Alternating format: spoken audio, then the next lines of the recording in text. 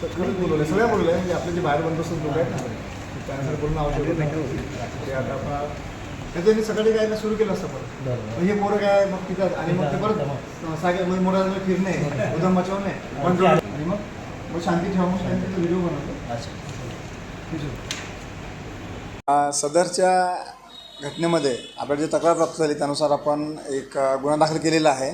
त्यामध्ये आरोपीला अटक पण झालेली आहे आणि त्याला आता न्यायालयात पेश करणार आहे आणि त्या अनुषंगाने गोंदियामध्ये सध्या शांतता आहे आणि सर्वांना पण असं आव्हान आहे की योग्य कारवाई झालेली आरोपीवर आणि आरोपीला अटक पण झालेली आहे. त्यामुळे सगळ्यांनी शांतता बाळगावी आणि प्रशासनाला सहकार्य करावं. सर कलम काय त्याच्यामध्ये आपण एक महापुरुषांची विटंबनाचा एक 299 जो कलम आहे ते लावला BNS नुसार आणि ॲट्रॉसिटीचे कलम लावलेले आहे.